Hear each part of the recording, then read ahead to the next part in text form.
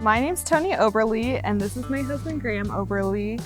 We are Oaks and Sprouts. We moved out here to Urbana, Ohio in 2020 to start our regenerative farm adventure. We moved here to keep the farm in the family, and now we have a small market garden where we grow things like lettuce, cabbage, tomatoes, cucumbers, peppers, okra, and we're working towards a small pasture-based meat operation with goat, cattle.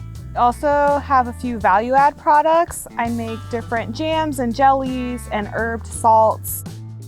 So caring for the environment is really at the heart of why we farm and started to farm in the first place. We use rotational grazing practices to move the animals across the land, encourage grass to grow deeper roots, which can then sequester more carbon into the ground, and also rebuild the soil through their natural fertilizer. For our market garden, we try to incorporate several regenerative practices, like using our tiller as little as possible. The only chemicals that we do use here are certified organic by the USDA. We are working with an Ohio State student on a research project for a simple geothermal heating and cooling system. Equity and justice are really important to us. We partner with Ohio Can, that our food goes to people in need through that program. And that really matters to us, that people are getting access to good food and having the dignity as well. We also ensure that all of our employees are paid a livable wage.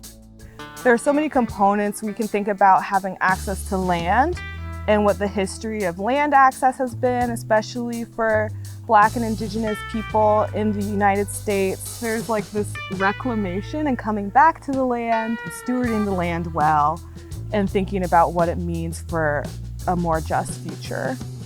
Our focus has been heavily on being a local company, using local labor to provide food to the local community.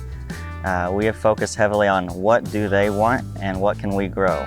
And then we haven't focused a lot on getting certification for organic yet because there hasn't been demand. The money's not coming from the customers for the additional cost. So there are a lot of obstacles in farming. There's a lot of volatility in the markets, maintaining staff. We're also in the middle of climate change, but we also plant a diverse array of produce. You don't have all of your eggs in one basket. So my advice to somebody who's interested in starting regenerative farming, I would say to connect with other farmers who have done the work, who can share their wisdom, their experiences. Again, it's so important to have a social network, to have that support, because it's hard work and you can't do it alone. It's not a cheap endeavor, and you have to have a financial plan. You really do need to do your research and know what you're getting into. And finally, I would say that comparison is really the thief of joy in this work. If you're always looking and comparing what you have to what somebody else has, you really don't get the opportunity to enjoy and be proud of what you've done.